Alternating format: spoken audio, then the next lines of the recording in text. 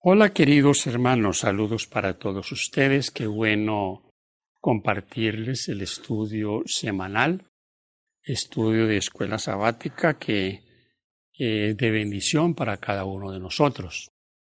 Cada detalle que aquí compartimos, que extraemos de nuestro estudio, nos ayuda en nuestro crecimiento espiritual. Lección 9. Guárdense de toda avaricia. El texto que tenemos como texto central dice: y les dijo, cuidado, guárdense de toda avaricia, porque la vida del hombre no consiste en la abundancia de los bienes que posee. Lucas 12:15.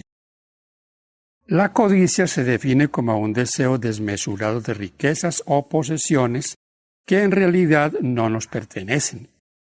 La codicia es un gran problema, tanto que, por cierto, está al mismo nivel que no mentir, no robar, no asesinar. Es tan dañina que Dios decidió advertir sobre ella en su gran ley moral. No codiciarás la casa de tu prójimo, no codiciarás la esposa de tu prójimo, ni su siervo, ni su criada, ni su buey, ni su asno, ni cosa alguna de tu prójimo. Éxodo 20:17. La codicia o avaricia a menudo figura junto con los pecados atroces que nos impedirán la entrada al reino de Dios. ¿No sabéis que los injustos no heredarán el reino de Dios? No yerren, ni los fornicarios, ni los idólatras, ni los adúlteros, ni los afeminados, ni los homosexuales, ni los ladrones, ni los avaros, ni los borrachos, ni los maldicientes, ni los estafadores heredarán el reino de Dios. 1 Corintios 6, 9 y 10.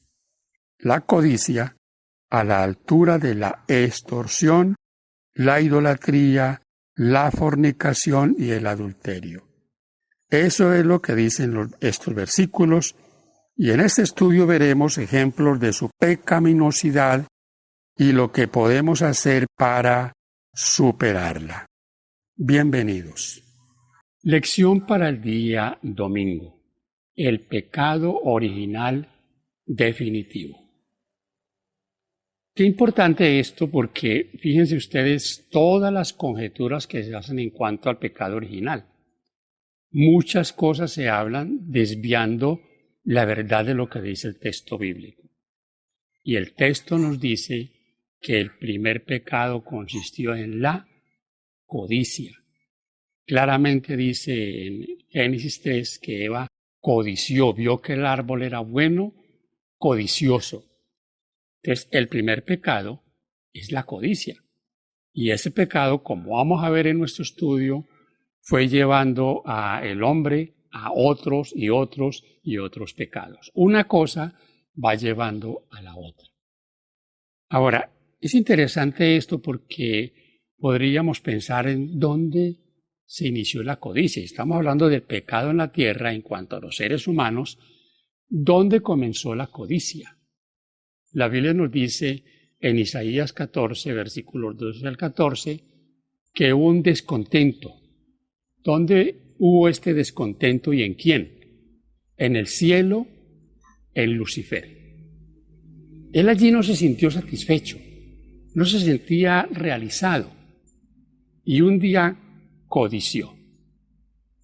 Ya no se sintió agradado de dar al Creador la honra, la gloria, sino que pensó que esa honra y esa gloria también podían ser para él. Voy a leerles un pensamiento del libro Patriarcas y Profetas de Elena G. de Fay que nos ayuda a ilustrar este tema. Dice: descontento con su posición y a pesar de ser el ángel que recibía más honores entre las huestes celestiales, se aventuró a codiciar el homenaje que sólo debe darse al Creador.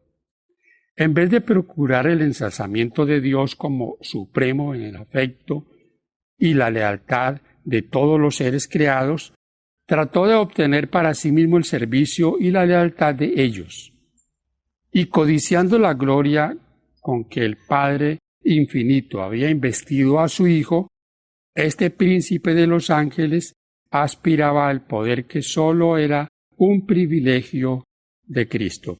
Mis hermanos queridos, la Biblia nos presenta claramente y nos hace una alusión a lo que es la codicia. El apóstol Pablo en Efesios 5:5 y Colosenses 3:5 nos lo presenta claramente. Pablo dice que ningún fornicario, inmundo o avaro, que es idolatría, entrará al reino de los cielos. ¿Saben que en estos dos textos hace 2 veces alusión a la codicia como una idolatría? La compara con la idolatría. Ahora, en este sentido, mis hermanos, ya hemos mencionado que cada situación lleva a otra situación. Cuando caemos en situaciones de codicia, ¿cuántas veces no vamos paso a paso tratando de tapar un error con otro? Aquí podríamos hacer énfasis en muchos casos, pero el caso más diciente y quizá más ilustrativo es el caso de David. Codició a una mujer ajena. Pero usted lee el relato bíblico y se va a dar cuenta que ese pecado lo llevó a ir cometiendo cada vez un pecado más atroz. Así que, mis hermanos, pidámosle al Señor que nos ayude a vivir siempre en armonía con su palabra, a no permitir que haya violación de su ley y que violando el mandamiento nos veamos aventurados a violar otros mandamientos. Voy a leerles 1 Timoteo 6, 6 y 7. Este texto es nos da un mensaje muy bonito en cuanto a cómo nosotros debemos de vivir. Dice, pero gran ganancia es la piedad acompañada de contentamiento, porque nada hemos traído a este mundo y sin duda nada podremos sacar. Contentamiento. Contentamiento no es que yo tenga que resignarme a vivir en una condición precaria, no. Contentamiento es que con lo que Dios provee para mí, yo esté bien, esté agradecido, porque, hermano querido, nada de lo que tenemos en este mundo vamos a llevar de acá. Bueno, mis hermanos, continuamos con el estudio para el día lunes. Y tenemos aquí un tema bien interesante. Está titulado este estudio Un anatema en el campamento. Estamos hablando aquí de lo ocurrido en el libro de Josué capítulo 7. Acán. Ahora, 40 años vagando por el desierto. Ahora ya estamos viendo a Israel entrar a la tierra prometida. La batalla de Jericó fue un éxito. Pero después de esta batalla, las cosas cambian. Hay un giro totalmente extraño. Una derrota para Israel. Una queja para presentar a Dios. ¿Qué va a pasar con nosotros? ¿Qué van a pensar los pueblos que nos están rodeando? Nos van a rodear, nos van a acabar, dijeron. Mis hermanos, esta es una de las historias que a muchos quizás no les gusta leer o cuestionan en su desenlace final. Ahora, aquí cabe que pensemos en lo siguiente. ¿Pudo haberse arrepentido Acán? Sí, Acán pudo haberse arrepentido. Cuando comenzó Josué a buscar qué era lo que había pasado, cuando se comienza a investigar, él nunca hizo nada. Usted nota que él confesó cuando ya estaba evidenciado que él había sido. Pero él nunca tuvo un sentido de arrepentimiento. Por lo tanto, su confesión fue tardía y la sentencia estaba dada. Mis hermanos queridos, en este punto es importante que miremos cuán fácil es justificar el pecado, cuán fácil es justificar lo malo. Cómo nosotros muchas veces tratamos de hacer ver esas cosas malas que hacemos como no tan malas. Sacan dijo, es que lo codicié porque era muy bueno. O sea, todavía seguía aferrado a aquello que él había tomado. Hay un detalle aquí importante que es bueno que lo analicemos. No solo Acán llevó oro y plata al campamento de Israel. Otros también lo hicieron. Pero el único que se quedó con lo que había llevado fue Acán. Mis hermanos y amigos, es importante que analicemos eso. Tal vez nosotros nos justificamos cuando nos quedamos con lo que no nos pertenece. Y en este caso, que es de Dios. ¿Nos dará Dios por inocentes? Cuando voluntariamente hacemos aquello, nos quedamos con lo que no nos pertenece. Que Dios nos ayude. Que Dios nos ayude, mis queridos, a que seamos correctos en las cosas. Como hemos venido estudiando, la codicia es la que está llevando a estos personajes a cometer semejantes errores. Y como vamos a ver en nuestros próximos estudios, veremos que la historia no termina aquí.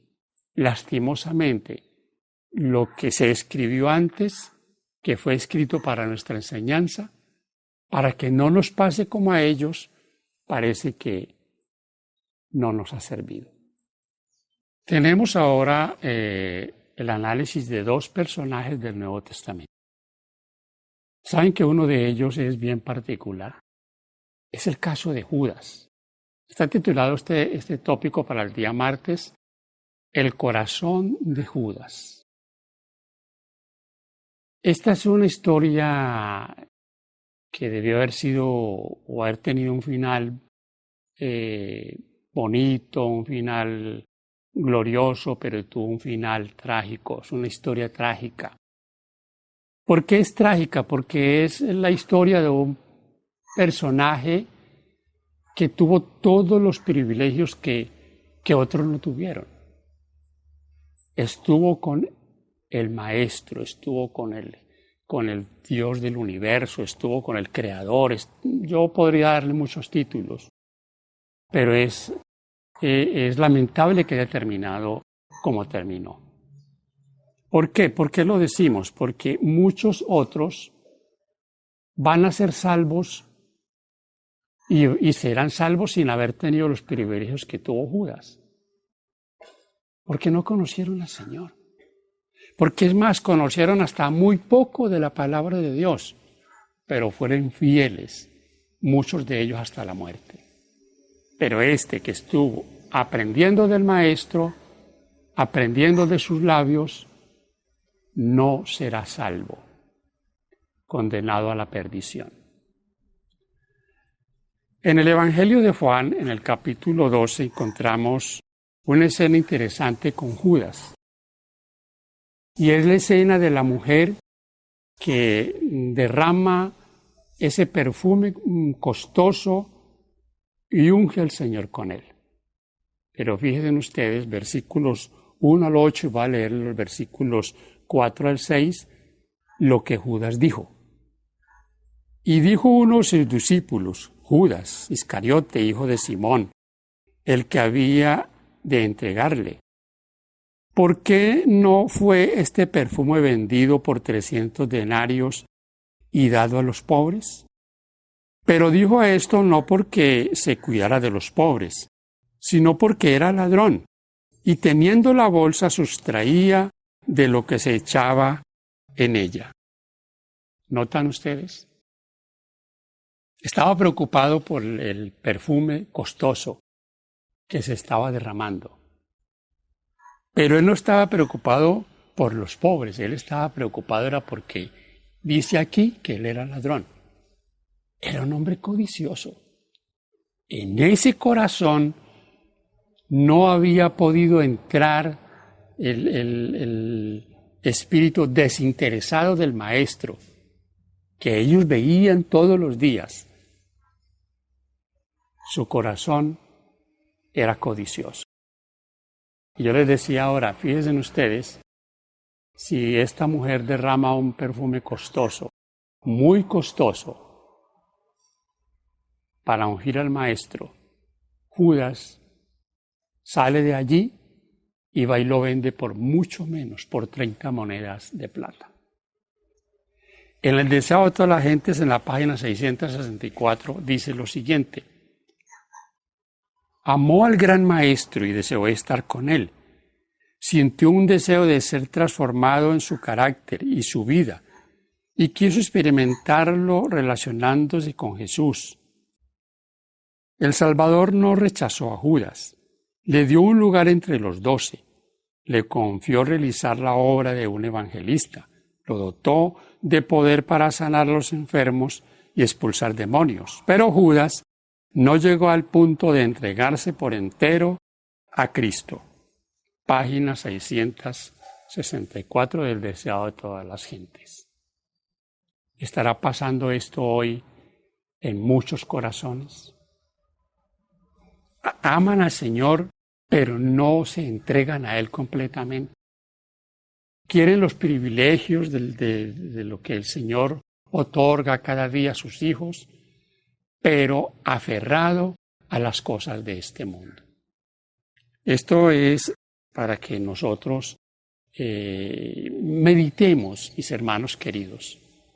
Estas lecciones no son para arrullarnos, no son para darnos quizás de pronto las palabras que queremos, para justificarnos, son para que nosotros tengamos un panorama abierto, para que abramos nuestro corazón. Aquí cabe que pensemos, o vencemos o seremos vencidos. El Señor nos está llamando a ser vencedores. Nuestro corazón, nuestra vida, todo nuestro ser debe ser transformado por Él. Que esa sea cada día nuestra experiencia, la tuya y la mía.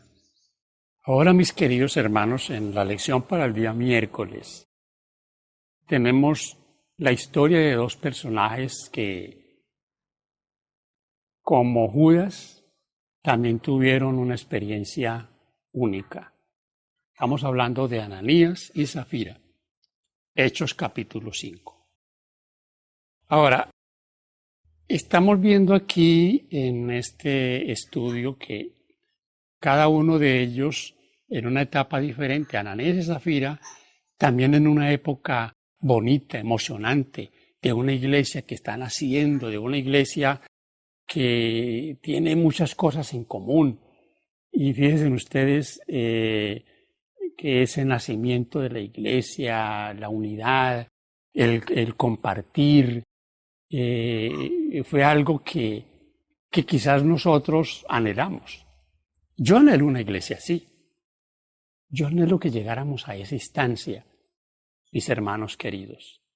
Una iglesia que todo lo tiene en común. Hechos 4, versículos 31 y 32. Voy a leer acá cómo era esa iglesia. Esa iglesia que tenía, dice allí: y la multitud de los que habían creído era de un corazón y un alma. Y ninguno decía ser suyo propio nada de lo que poseía, sino que tenían todas las cosas en común. Y con gran poder los apóstoles daban testimonio de la resurrección del Señor Jesús, y abundante gracia era sobre ellos. ¿Notan ustedes cómo era la iglesia? Todas las cosas en común. Ellos tienen este privilegio de estar en esta iglesia. Los versículos 34 y 35 dicen que no había entre ellos ningún necesitado, porque todos los que poseían heredades o casas las vendían y traían el precio de lo vendido y lo ponían a los pies de los apóstoles y se repartía a cada uno según su necesidad. Esto posiblemente los llevó a ellos a pensar que, bueno, nosotros también podemos. Y hicieron una promesa. Tenían una heredad, la iban a vender y iban a traer el dinero para que la obra siguiera avanzando como hasta ese momento. Pero, como pasa tantas veces, ellos comenzaron a plantearse o tal vez lamentaron su promesa, porque el asunto fue un acuerdo entre los dos. Esta pareja acordó no hacer lo que ellos habían prometido, no traer el precio de lo vendido totalmente. ¿Sabe que esto lo vemos una y otra vez? Yo lo he visto muchas veces.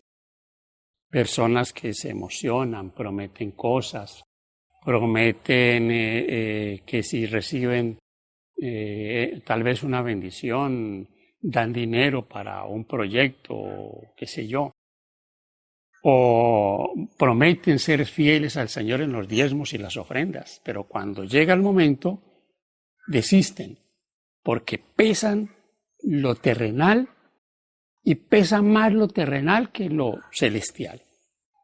Pesa más su tesorería personal que la tesorería del Señor. La Biblia dice que los dos murieron. Por más explicaciones que traten de buscarle aquellos que no quieren leer estas cosas y tomarlos como un asunto literal que ocurrió en la iglesia primitiva, ocurrió por bien de una iglesia que estaba apenas naciendo, floreciendo.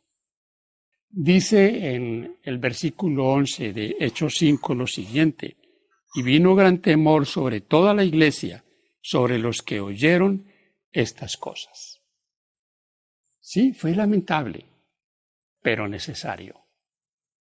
Esta pareja quiso engañar a la iglesia, quiso hacerse pasar por fiel. Yo le pido al Señor que me ayude a no pretender hacerme pasar por fiel cuando no lo soy. Mis queridos hermanos, llegamos a la parte final de nuestro estudio, un estudio que considero que es de gran bendición.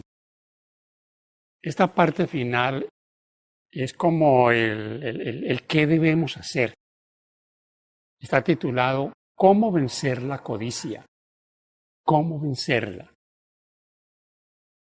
La codicia es un problema del corazón y al igual que el orgullo y el egoísmo, a menudo pasa desapercibido. Por eso puede ser tan mortal y engañoso. Ya es bastante difícil vencer los pecados que son obvios: la mentira, el adulterio, el robo, la idolatría, la transgresión del sábado.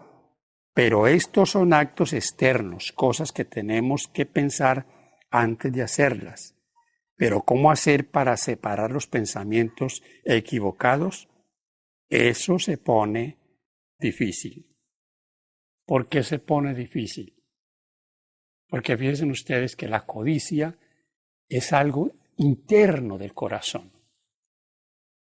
¿Sabía el Señor Jesús que Judas era codicioso, ladrón, y que aquel día en su corazón había ese pensamiento? Sí. Pero los otros discípulos no lo sabían. Así que es algo tan adentro que qué difícil es vencer este problema. Primero a los Corintios 10:13 dice que lo que hagamos, lo hagamos para el Señor. Fíjense ustedes que hay consejos que son muy útiles para nosotros, que debemos tomarlos. ¿Cómo vencer la codicia? Tomemos decisiones. Tómelo como el punto número 1. Decisiones que tenemos que tomar. Decididas. Si estamos siendo infieles al Señor, propongámonos ser fieles. 2. Orar. Orar con sinceridad, orar pidiendo al Señor el poder para que esas cosas salgan de nosotros. Créanlo que nadie más interesado que en purificarnos que el Señor. Y tercero, la palabra de Dios. Que sea la palabra de Dios nuestra guía diaria, aquello que nos va a ayudar, que nos va a sostener, que nos va a guiar. El estudio de la palabra de Dios. Si hacemos estas cosas y lo combinamos con el testificar, entraremos en una parte de fidelidad en nuestra vida que aún nosotros no lo notaremos, pero lo notarán aquellos que están a nuestro lado. Isaías 55, 6 y 7 dice lo siguiente: Buscad a Jehová mientras puede ser hallado, llamadle en tanto que está cercano. Deje el impío su camino y el hombre inicuo sus pensamientos, y vuélvase a Jehová, el cual tendrá de él misericordia, y al Dios nuestro, el cual será amplio en perdonar. Qué invitación más hermosa es esta para nosotros. Volvámonos al Señor, volvámonos a Él. Cada día tomémonos de su mano. ¿Es posible vencer el feo pecado de la codicia? Sí, es posible. Pero es posible no cuando luchamos solos. Que Dios nos ayude, mis hermanos queridos, a ser victoriosos en cada aspecto de la vida cristiana. Es fundamental para que así nosotros disfrutemos plenamente cada día de ser hijos de Dios. Gracias por acompañarnos en este estudio que ya les he dicho que sea de bendición, que sea de ayuda en nuestro crecimiento de la vida cristiana. Paz de Cristo para usted.